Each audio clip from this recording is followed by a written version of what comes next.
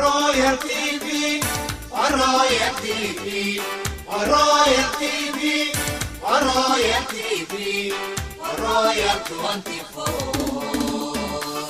wararka ka imaanaya magaalada Gaalkacyo ee xarunta gobolka Mudug ayaa sheegaya in madaxweyne ku-xigeenka maamulka Galmudug mudane Cabdisamed Nuur Guuleed uu isku soo taagay qabashada xilka madaxweynenimada maamulka gobolada dhexe ee dalka Soomaaliya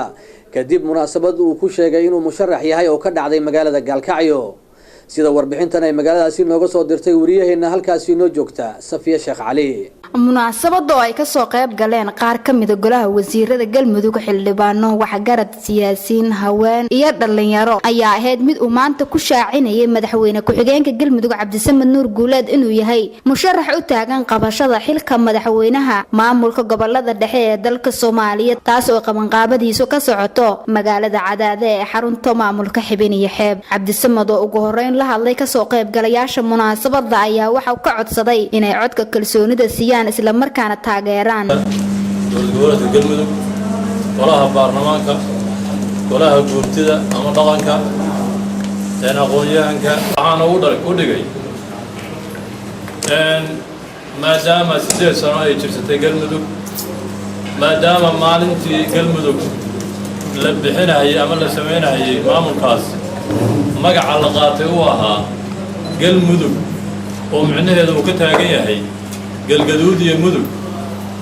oo intaas aan u taagnayn inaan maalin kamida maamulkaan uu gaaro ama nala ku imtixaamahay ama qolo walboodna dooranaysa ay lahaayeen maamulka mudug kaliya aad ku celinaysaan wax ka bedela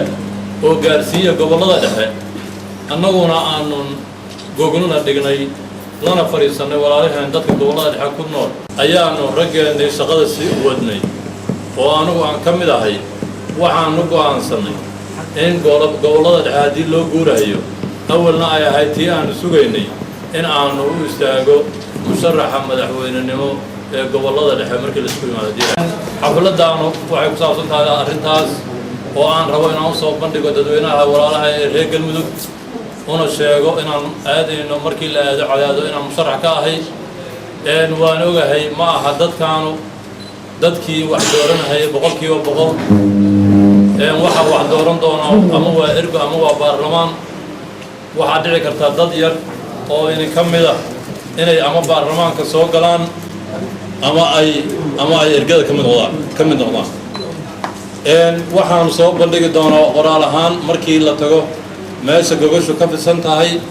wax qabadka iyo wixii aan qaban lahaa iyo horumarka la gaari doono waxaan idin ka codsanayaa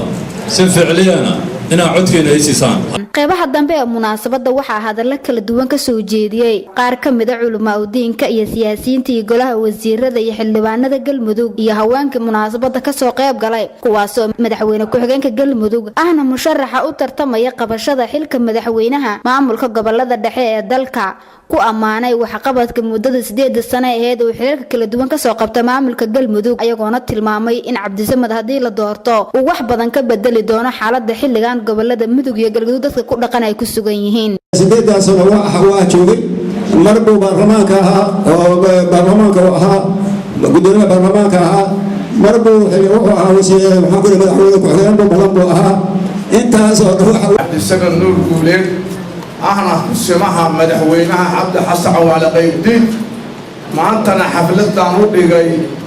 inuu ka qayb galo madaxtinimada gobolada dhexe soo u noqdo madaxweynihii gobolada dhexe waxaan kaga tagayaa magaciina annaga wakaanay oo u soo halgamay annaga burcad uga yeernay madaxdii xiddo sunnada ahayd oo culimada ahaa annaga Xibin iyo Xeeb diyaar u ah annaga waxaan doonaynaa inaan gobasha ballaarino Galmudug ballaarino madaxweynaha intaas anagu dhibka u soo marina waxay tahay aan iska leenahay maanta Cabdisamed